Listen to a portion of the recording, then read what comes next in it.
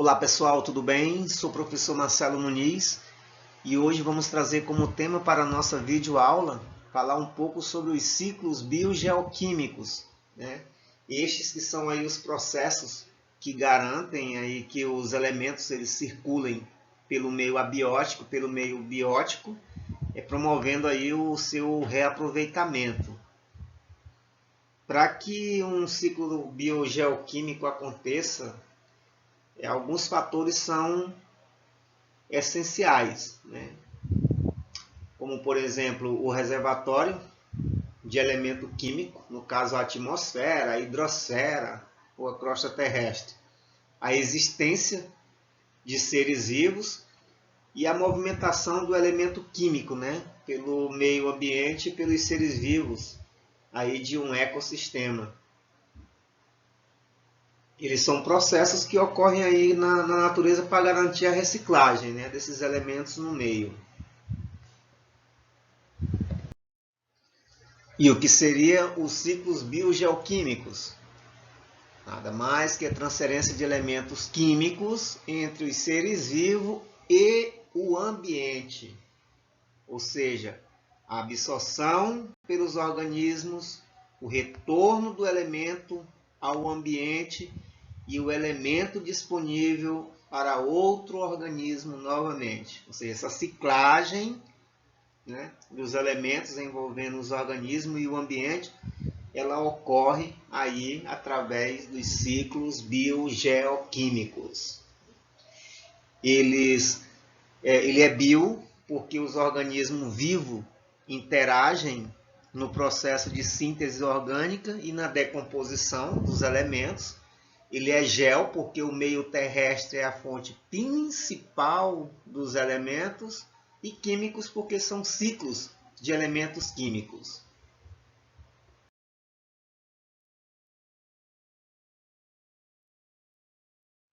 E quais seriam os principais ciclos? O ciclo da água, o ciclo do oxigênio, o ciclo do carbono e o ciclo do nitrogênio. Todos esses elementos aí eles são absorvidos, né, pelos organismos e voltam ao ambiente e se tornam novamente disponíveis para outros organismos. É um ciclo, né? É um percurso realizado no ambiente por um determinado elemento químico, né, que é essencial para a vida. Aí, dessa forma, esse ciclo eles promovem a circulação de tais elementos na biosfera em caminhos característicos. Então vamos começar a falar sobre o ciclo da água, onde que a água é muito importante em nossas vidas. Este ciclo dela tem uma troca contínua, né, de água entre a atmosfera, o solo, as águas superficiais, as águas subterrâneas e os seres vivos. Em números 71% da superfície da Terra é coberta por água em estado líquido. 97% estão nos oceanos e 2% no estado sólido. Este ciclo aí da água, ele também é conhecido como ciclo hidrológico. Ele já ocorre há bilhões de anos e é essencial para a vida do nosso planeta. Nesse ciclo aí, a água ela não apenas ela vai mudar de lugar, mas também ela vai mudar de estado, né? Estado físico, variando aí entre os estados gasoso, quando ela evapora, o estado sólido, quando ela congela, e o estado líquido. E como é que ocorre? Bom, primeiro, aí no caso, a água em estado líquido, ela presente nos oceanos, nos rios, ela vai evaporar, né? Essa água aí em estado gasoso, ela volta para se tornar líquida, formando aí nuvens de chuva. Aí, com essas chuvas, a água ela retorna ao ciclo, seja caindo sobre os lagos, né, rios, oceanos, seja caindo sobre continentes. A precipitação que ocorre aí em forma de neve, ela provoca acumulação de gelo, que pode derreter com a chegada das estações mais quentes. E aí vamos falar agora sobre as etapas do ciclo da água na natureza, né? E para começar, ela se divide dentro do ciclo da água, ela tem dois tipos de ciclo, né? O ciclo curto e o ciclo longo, né? O ciclo curto ele ocorre aí pela longa evaporação da água, que ela vem dos mares, dos rios, dos lagos e dos oceanos. Essa água ela vai evaporar para as nuvens, onde ela vai se condensar e voltar para a superfície da Terra em forma de chuva, né? Ou até mesmo como neve. No ciclo longo, tá? Já é um pouco mais complexo. A água usada no ciclo longo, ela vem de outras formas para o ambiente. Tipo, ela vem através da transpiração dos animais, ela vem na água presente nas raízes das plantas, na própria transpiração das plantas e na água que é encontrada em urina e fezes dos seres vivos. E para começar a explicar a etapa do ciclo da água, nós vamos começar aí pela evaporação, né?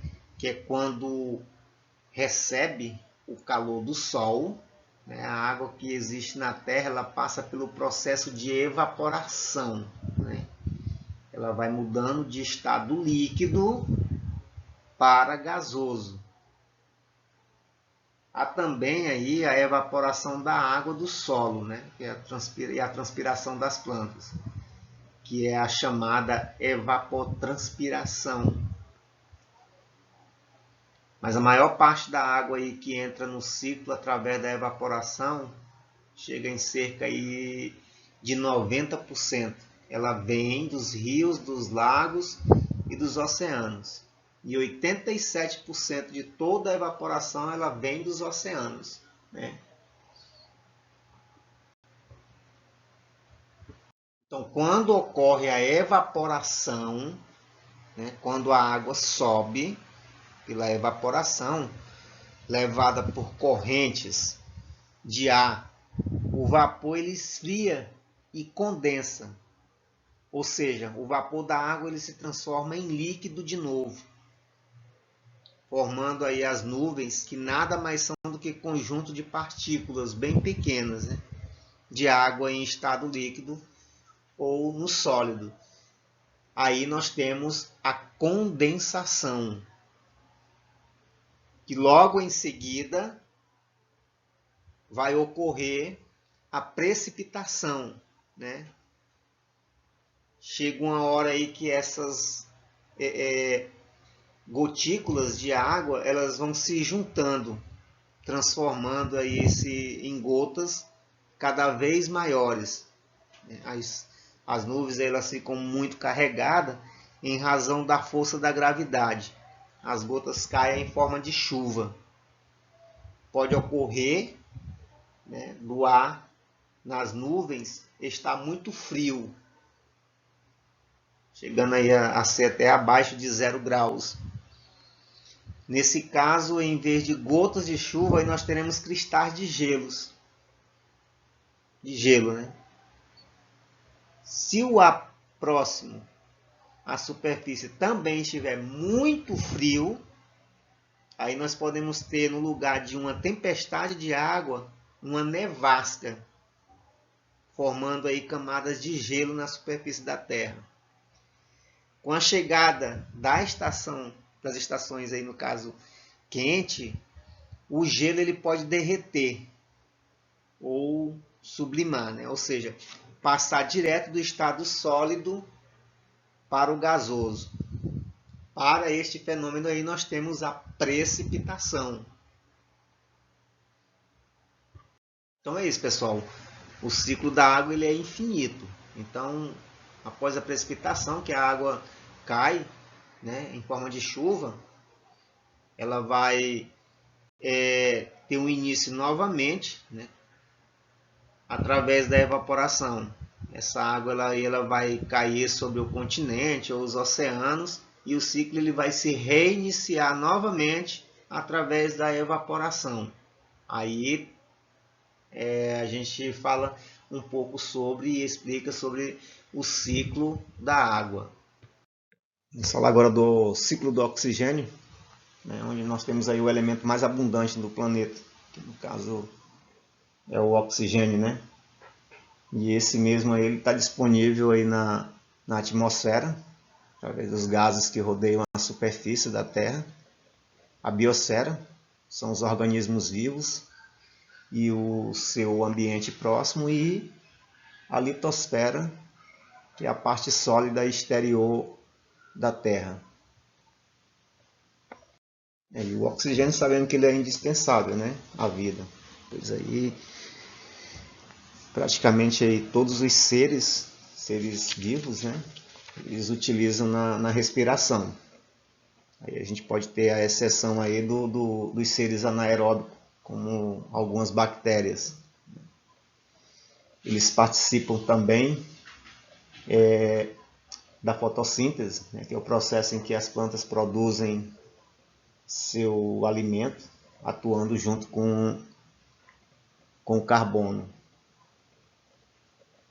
E ele também compõe a camada de ozônio, defendendo a superfície terrestre dos raios ultravioleta, né? E o ciclo do oxigênio ele apresenta aí diversas etapas, né, importantes, como no caso aí a fotossíntese, né, a respiração celular, a decomposição, a combustão e a formação de camada de ozônio, né, da camada de ozônio. Na fotossíntese nós temos aí a formação do oxigênio, que é liberado na atmosfera, e ele é uma das etapas mais importantes, né, que acontece dentro do ciclo. Então, na fotossíntese, os organismos, no caso os fotossintetizantes, que são as algas e as plantas, elas fazem uso do gás carbônico, né, para a produção de molécula orgânica. Durante esse processo, ela necessita da presença da luz. Esses organismos eles acabam liberando o oxigênio. E então a fotossíntese ela garante a liberação do oxigênio, né, que será usada por meio da respiração. O oxigênio, então, que é liberado pelos organismos fotossintetizantes, no caso aí as algas e as plantas, ele vai ser utilizado em alguns processos. E um desses processos aí é a respiração celular, né, onde é realizada por grande parte dos organismos vivos. Também nesse processo aí é utilizado o oxigênio na produção de energia, para que possa liberar gás carbônico. Além do gás carbônico, também são liberadas aí moléculas de água que possuem oxigênio na composição. Aí o oxigênio ele é utilizado na respiração e retorna novamente ao ambiente nas formas de gás carbônico e água.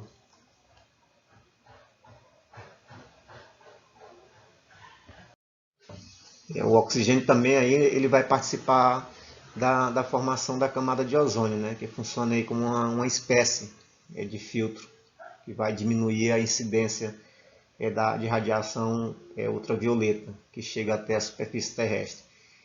No caso, o oxigênio ele atua nessa participação aí quando sofre, né, quando ele sofre a ação dos raios ultravioleta do Sol na atmosfera, dando assim a origem do ozônio, que vai formar a camada de ozônio, né?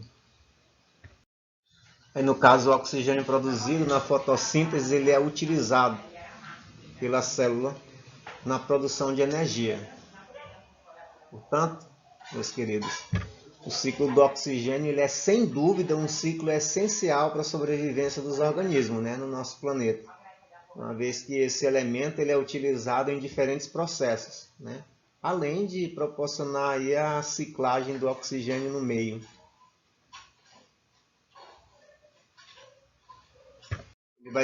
Ele é importante porque ele faz a realização da respiração celular nos processos por meio do qual muitos seres vivos produzem energia, pela realização da combustão, pela realização do processo de decomposição da matéria orgânica e pela formação da camada de ozônio.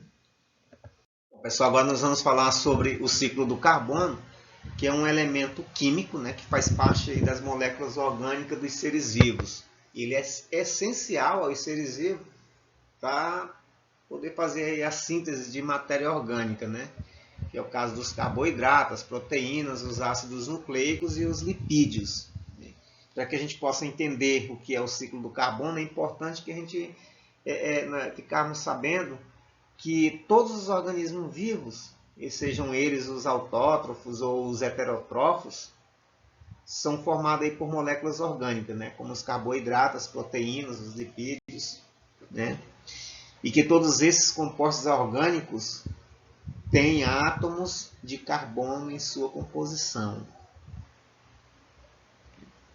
Aí tudo começa com a fotossíntese realizada pelos vegetais, né? Pelas plantas. Elas são aí capazes de realizar a fotossíntese, né? E que um dos produtos desse fenômeno vai ser a nossa glicose, né? Poderosa glicose, que é consumida pelo próprio vegetal, mas também por outros animais, que aí são capazes de produzirem o próprio alimento, ou seja, os seres heterótrofos.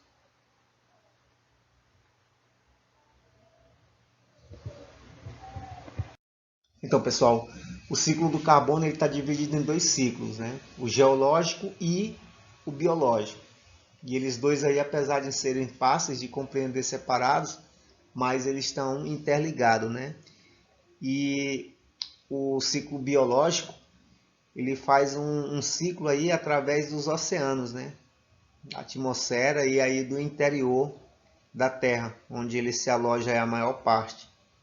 É um ciclo geológico que é bastante lento, né? E ele acontece quando o gás carbônico que está aí no caso na atmosfera, ao se encontrar com a água, ele vai gerar um ácido, né? Que é o ácido carbônico, que reage com os elementos da crosta terrestre e aí eles vão formar os carbonatos. E os processos de erosão, no caso a chuva, ele leva esses carbonatos aí para o fundo do mar. E ao longo dos anos esses sedimentos eles vão se transformar em rochas, né? Vão se formar aí as rochas sedimentares. Aí o ciclo ele continua quando essas rochas elas chegam aí no caso ao manto da Terra e ficam aí sujeitas às grandes pressões e às temperaturas. E vão derretendo e aí vão liberando o gás carbônico novamente através aí das atividades vulcânicas. Esse aí é o ciclo geológico.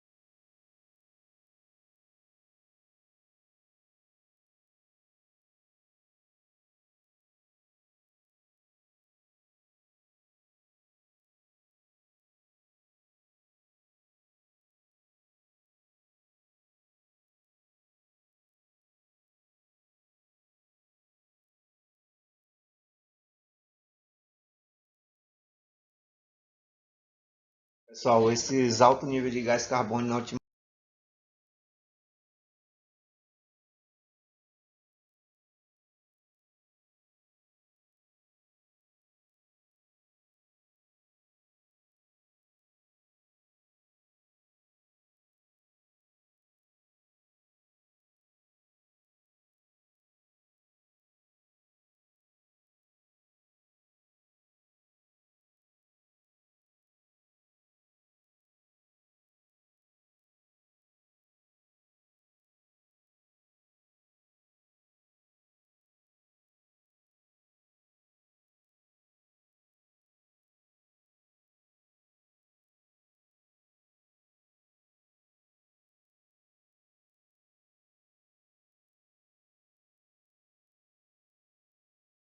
Por fim, chegamos no último ciclo, que é o do nitrogênio, onde a mais importante fonte de nitrogênio ela é a atmosfera.